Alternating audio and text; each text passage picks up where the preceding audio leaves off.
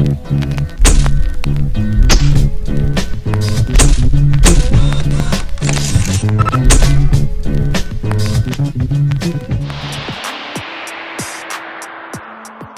name is Alexander Wisdom Gray.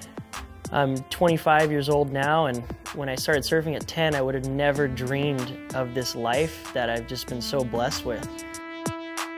I grew up in the South Bay, California. My whole goal was to beat my brother at whatever he did. So when surfing came along, I was like, okay, cool. I gotta kick his ass right now in this thing. And I had this vision of like surfing with him, dolphins, chicks on the beach clapping for me.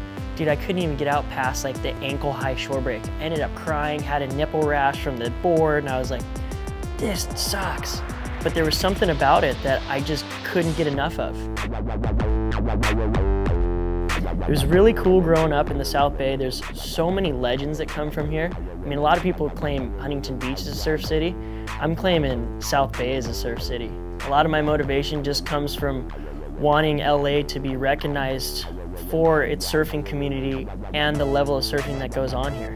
I was just really lucky to have, you know, Scott Daly and Greg Browning, Jim Miller. These guys were just like, cool, do this contest. You should try and get this sponsor. And, you know, it's like, yeah, man, we'll give you a free t-shirt if you put a sticker on your board. I was like, what? A free t-shirt? Check, please, like, let's do this. One thing that I've been realizing lately is to stop and smell the roses and enjoy it. You know, when you're constantly moving from country to country, living out of your suitcase, chasing perfect waves, it's amazing, but sometimes you gotta pinch yourself and be like, man, how awesome is this? And to now be traveling the world about 9 months out of the year, getting to surf waves that I used to look at in magazines going, wow, that looks like a great wave. You know, I'm finding myself stumbling upon these places. I went over to surf Chopu big for the first time. The waves were perfect, perfectly huge and deadly all day. Ramon's like, you want to grab the rope one more time? I'm like, yeah. And it just so happened to be pretty much the best wave I've ever had in my life. The funny thing about Chopu is like any other wave, I would have turned my board and just been pointing along the face of the wave. But here I'm still pointing straight because the wave's still sucking so hard that I have to be pushing on my tail to keep my nose out of the water.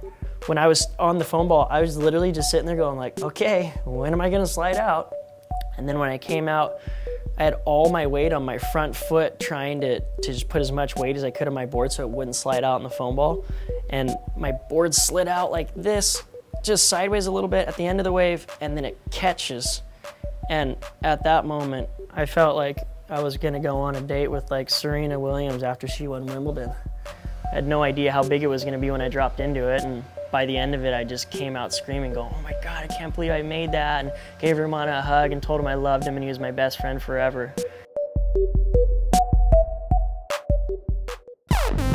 You know, it's my dream come true to be a professional surfer right now, and I love chasing swells and surfing great waves and meeting new people and going to countries that I've never been to. And, you know, for me, enjoying it all and just living it up as much as possible is what's next for me, because it's the best life in the world.